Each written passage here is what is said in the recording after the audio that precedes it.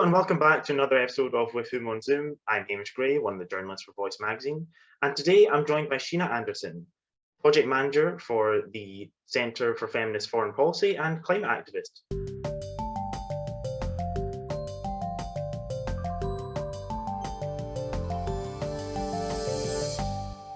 Sheena, how are you feeling today? I'm great, thank you. How are you? I'm very good, thank you. For my first question, I would just like to ask if you could introduce yourself to the listener and give a bit of your background. Sure, thank you. My name's Sheena. I am a climate activist based in Berlin, Germany. And also, as you already mentioned, I'm a project manager for the Center for Feminist Foreign Policy, and there I'm mainly responsible for our climate justice work and also for anti-racism and challenging whiteness in foreign policy. And like coming back more to my activist side or my activist work in Berlin, I'm active with the Black Earth Collective, which is a BIPOC-led climate justice collective that kind of wants to discuss this topic of climate change and the climate crisis more out of a perspective of justice. Something where we see a lack in Germany, but in Europe generally, and just try to combine it with topics of experiencing racism, classism, being a minority or minoritized person in Europe, and yeah. Great. So a key part of your past work has been exploring this intrinsic link between issues of racism, feminism, classism, and climate justice. How would you describe this intersectionality of climate justice to someone who hasn't really thought much about it before? Yeah, we do get that question a lot, and it is tough because it is this huge topic, and like nowadays it seems everyone is talking about it, and I do get that people also feel overwhelmed by it, but I always try to connect it to just the everyday life experiences of people and just try to say that this is something we can't escape. And as in every other crisis, we see that especially marginalized people are those who suffer the most. And I think this is particularly interesting when we look at climate crisis, are also the ones that are leading the fight against climate injustice and against the climate crisis. So with the climate crisis, we just see how people are threatened in their everyday lives because they breathe bad air. They live in areas where the housing is bad. They have less resources to escape natural disasters and so on. So, and then on top of that, a lot of people like thinking, this is so far away. It's like, it's in one of like the global South countries or whatever. But especially in Germany this summer with like the huge flooding and like this high number of lives lost, that just, shook the country. And we see that no one is really safe. And it just can happen everywhere. And I think that's how I would explain it. Yeah, of course. It's a very important topic, especially since people from these backgrounds tend to be left out of the conversation when it comes to more large-scale intergovernmental events. So very important to talk about. Do you sometimes find that there's not necessarily a resistance, but let's deal with that problem later sort of pushback from the wider climate change movement, right? Okay. Oh yeah, a lot. And actually I kind of expect that from people who are not that much into the topic, or even deny climate change or the climate crisis. But what makes me angry and also really sad is when I experience this from within the climate movement. So from people where I know we share certain perspectives and certain views on topics, and who I know are like passionate about fighting the climate crisis, but then it's like, racism is also an important topic, but let's deal with that later. And that's something I can only, because I define as a Black woman, so I can only speak for that. But I know that that's something marginalized people have just been hearing years and years, if not centuries. So it's like, yeah, well, we'll deal with that later, you know? And that later, that just never comes for some of us. So all of these topics are so connected. So we can't say, oh, let's just like have a look at the climate first, but it is threatening the lives of marginalized people. So you can't just say, oh, we'll deal with racism or sexism or classism later on. It's just so connected. So yeah, but we do experience that a lot. So and I'm sure there must be a certain level of frustration there with taking forward. Yeah, of course. Because if climate change progress won't happen if it's just split up into just focusing on one aspect. So I completely understand that. In terms of the Black Earth Collective, could you talk a little bit more about that and maybe describe some of your highlights involved with the organization? Oh yeah. I mean, I'm one of the newer members, but yeah, so the Black Earth Collective was founded in 2019. So we're almost 3 years old. I think it was early 2019, and it really was built out of this frustration that we just talked about, like not being heard, not being seen within this wider climate movement that is often perceived as being white. It's actually not. So yeah, as I said in the very beginning, that it's marginalized people who have been leading this fight very early on. So, but we do see that, especially within Europe, that not a lot of BIPOC voices are heard in this like climate bubble, sort of. So the collective was really built out of that frustration to kind of create a space where these voices would be heard, where we could also produce our own knowledge, because we know there is so much knowledge, there is so much experience on this topic, and just yeah, draw attention to it and have all of these different BIPOC people, most of us born and raised in Germany, but not all of us, come together to discuss this. And yeah, so we try to do workshops and, you know, a lot of like political education work, community work.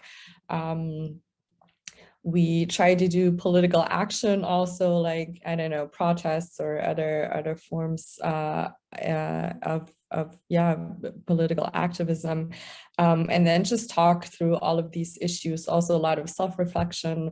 Yeah, and my personal highlights, I think for me, just like joining the collective and knowing there's this space, that's something I've always been missing. And I grew up in the south of Germany in a very small village. There's like no non-white people, also not a lot of critical thinkers or anything. So that was something I missed. So yeah, just moving to Berlin and finding that space was already very empowering. And then I did speak at for the first time myself, I spoke at a demo at a protest, and that was like also one of the highlights. Just like also a little scary, but it was just cool. It was cool, not because like it's not like I like to be the center of attention, but just like knowing I have all of these people like standing behind me, and we have an opportunity to just like, I don't know, yeah, put our voice out there and also be heard. So yeah, that was one of the many highlights. But yeah, I'm also really looking forward to the next year and just see where the collective like expands maybe also. And yeah. Great. So just this empowering space, this community for people who felt somewhat marginalized by the wider climate change infrastructure, and then yeah, and that chance to speak to everyone must have been a great sort of feeling of really embodying what the collective is about. Yeah, it was. I mean, COVID made it a little like, you know, Yeah, we of had course. online meetings. So That's the asterisk that needs to go next to everything nowadays. Just yeah, COVID was there too. COVID was there too. Yeah. But I mean, that also I mean, you know, also made it possible for people all over Germany to join, you know. I mean, not everyone can be in Berlin. So that's also cool. But yeah, it was nice to have some live meetings and in-person meetings also this year. So yeah. Well, I suppose, speaking of live meetings, it seems a general consensus amongst climate activists is that COP26, the results of that, it fell flat, and the Black Earth Collective as well seems to follow suit with this. Where do you feel that real change will come from, if not from these massive governmental organizations? Yeah, that is a good question. Also depends on my mood and the day I'm How asked this optimistic you question, feel? because yeah, I mean, sometimes I'm really at a point where I just think like, honestly, I don't know. And then on some days, I mean, what this wider climate movement, and of course Fridays for Future, but also many other movements really achieved was bringing this whole discourse around the climate injustice and the climate crisis to a new level, so that of course we still have people who deny it. We still, you know, it's a fight, it's always a fight, but we do talk about it, and it's not like, you know, in all of these spaces. So I do think that's great, and that has shown, I think, a lot of people that large movements and just sticking together, you know, and just this global connection of activists, we can really drive change and we can really bring change. So and I do think a lot has changed already. So just to not only stay on the negative side, there have been some positive changes. So I do think it will come from just the people. But having said that, there will always be something missing if we don't manage to include those who, as I said before, have been leading this fight. So there's just so much, for example, Indigenous knowledge about climate change and about just life on Earth and everything. And I mean, we do know that Indigenous people only make up 6% of the global population, but actually protect 80% of our biodiversity. So just like incredible knowledge and just resource, we have to use it, not only for like, first of all, because it's the right thing to do, but also for our own good. So I do think change will come when we do accept the climate crisis as this intersectional justice issue, and when we take all of this like anger and frustration and really build like a transformative force out of it. I do think we'll see change there, but there has to be some top-down approaches as well. So I mean, there has been, I think, change within governments, within institutions, governmental bodies, but still, it's just not enough. I mean, now in Germany, we for the first time have the Green Party within the government, and that's great. But it's also, you know, we'll have to see where it'll take us. So that's not enough. So yeah, but I just hope it's just, there has to be some space and room where we can bring all of these different you know, policy making processes, but also these different perspectives and voices together and channel them, and then we will see change. It's a long way to go, but yeah, we'll see. That's interesting. So you're saying that if you don't remove the elements of racism and colonial ideology from climate change debate, then you're sort of cutting out an entire wealth of knowledge with either Indigenous people or BIPOC activists, just you're pushing up whole avenues of new voices that could really help the progress of it. Yeah, and you're also eliminating a very high chance of truly solving this issue.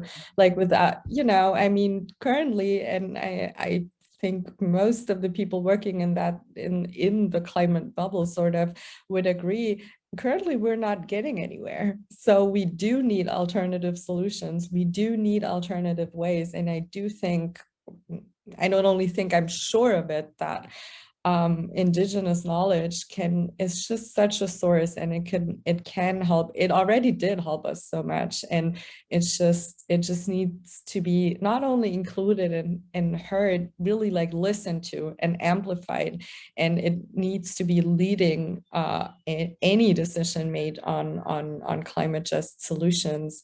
And I mean, just also keeping in mind that, for example, in the US, or now that, that wider environmental justice movement, it was started by Black people in the US. So that's something that's often erased. But then again, also a lot of activists, if we take, I don't know, the civil rights movement, but also Indigenous movements fighting for land, fighting for survival, all of these fights for most marginalized people have always been connected to the fight for a better environment, for a healthier environment. But people would not necessarily call themselves climate activists, but still these fights were always connected to also an environmental justice fight. But I think that's something that's really lacking, and that's also knowledge that we keep excluding, and it doesn't help anyone. It certainly doesn't help these people, and it certainly doesn't help everyone else. So just really always keeping in mind what else is out there, like who else is speaking about that, and then really looking behind the scenes also.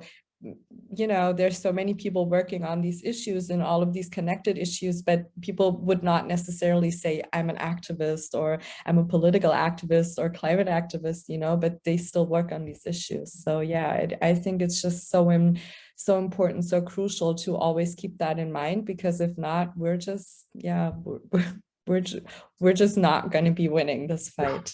No, we'll be isolated.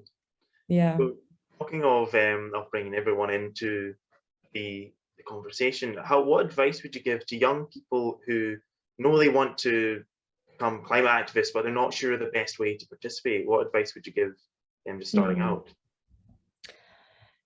I would always say, start with yourself, like really listen to yourself. What are you good at? What do you like? If you're not a loud person, if you don't like to, be around a lot of people, don't go to a protest. There are other ways to be a climate activist, don't engage in something where you already, by thinking about it, feel, this is not for me. If you are that person, do that, but really, I would, especially to young people, really find out first, what is your I don't want to say perfect, but what is your kind of type of activism? What do you like? And then just, start looking and researching what groups are already out there.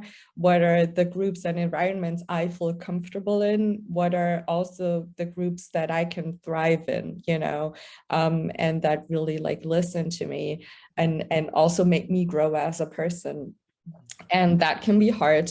It might not, the first group you find might not always be the right one, but yeah, keep going, and don't let anyone tell you that you need to know this and that about that. You don't, you can join all of these groups, but if specifically if you are a marginalized young person, I will also always say find spaces where you feel you can be safe, and you can just be and exist. And if you're a more privileged young person, also, yeah, just keep all of these issues in mind, and yes, they can be overwhelming, but you know, don't let them take you down, or don't give up just because it gets hard. So yeah, I think that's what I would do. Just find out what's good for you at first. You don't do this for other people, you know. Of course, you do this to like save the planet and stuff, but first and foremost, you do this because you think this is the right thing to do, and because you feel this is the right thing to do. And if not, there's so many other issues, like join another group, you know, and try to connect it and keep climate justice in mind. So yeah, I think that's the advice I would give. Excellent. Thank you so much for that. And just for our final question, are there any upcoming projects that you're involved with that you can tell us about? One, but I can't. That's okay. That I could be a bit of can't a yet. small. But yeah, no, another one I can. So at work, I mean, we're only starting the like climate justice work at the Center for Feminist Foreign Policy, but always try to discuss it in a way that there can't be any feminist foreign policy that does not properly tackle the climate justice as an intersectional justice issue, and we try to do that. So currently, and I don't know if it will happen because we're still lacking the funding, but I just hope that we can talk more about feminist climate finance next year, but also find a way, maybe through a summit or a bigger event, to bring, and I'm glad you brought up COP26 earlier, to bring all of these voices that were just, you know, held down during COP, but also other conferences together, like kind of have our own summit sort of. Yeah, and it's just in the very early stages. We'll see. I don't know. I honestly don't know if it will happen, but that's something I'm like, I am passionate about, and we hope that we can make it happen. We'll see. So yeah, and what else I have? I have my first scientific article published about an intersectional feminist perspective for the climate movement. Yeah, it's unfortunately in German, but it might be translated. We'll see. So yeah, these are two things I'm really looking forward to. Right, that's very exciting. Thank you for telling us about them. And well, thank you so much for joining me. That's all the questions I had. It's been great speaking with you. Yeah, thank you so much for the invite and the opportunity. Yeah, it was a pleasure. And for those of you at home, I've been Hamish Gray, and I hope to see you next time. Thank you very much for listening, and I hope you've been informed on your own opinions of climate change.